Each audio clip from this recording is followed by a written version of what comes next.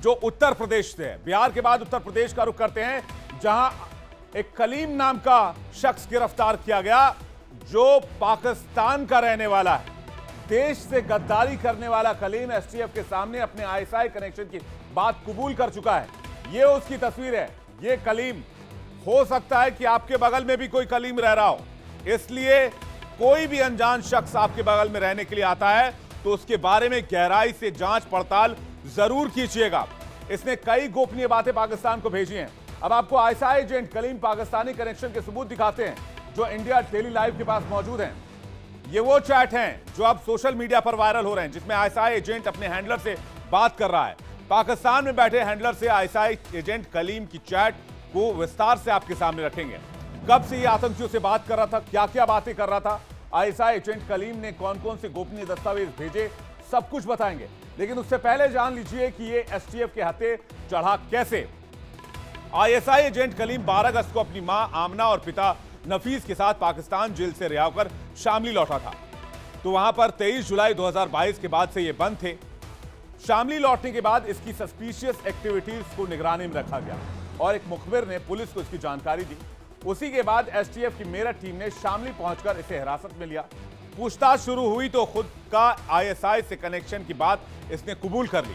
जांच में यह भी सामने आया कि कलीम ने अपने भाई तहसीम के साथ मिलकर पाकिस्तानी खुफिया एजेंसी आईएसआई को व्हाट्सएप के जरिए इंडियन आर्मी से जुड़ी फोटो, राफेल से संबंधित जानकारी भेजा करता था।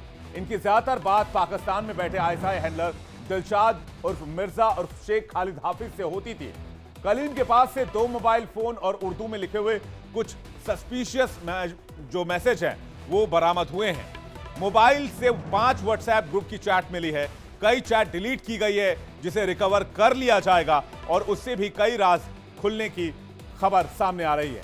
अब आपको आईएसआई एजेंट कलीम की हैंडलर से चैट और बातचीत को दिखाते हैं और डिकोड करके बताते हैं, जो हमारे पास मौजूद है।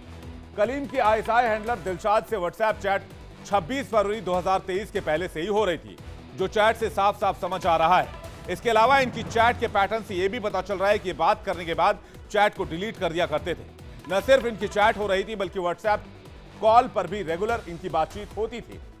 आपको जो वायरल चैट की तस्वीरें हम दिखा रहे हैं, उनमें 26 फरवरी 2023 से लेकर 19 जुलाई 2023 तक की बातचीत है, जिनमें से कुछ चैट और तस्वीरें डिलीट की गई हैं।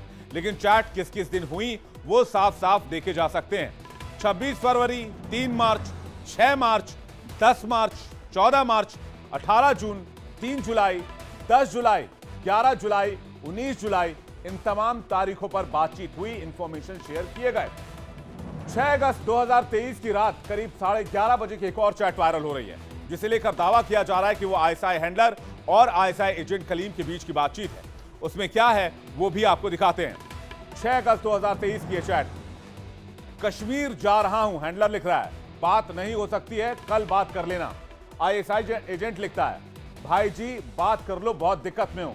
हैंडलर लिखता है, कोई खास बात हो तो मैसेज पर कर लो, लिखने के बाद डिलीट कर देना।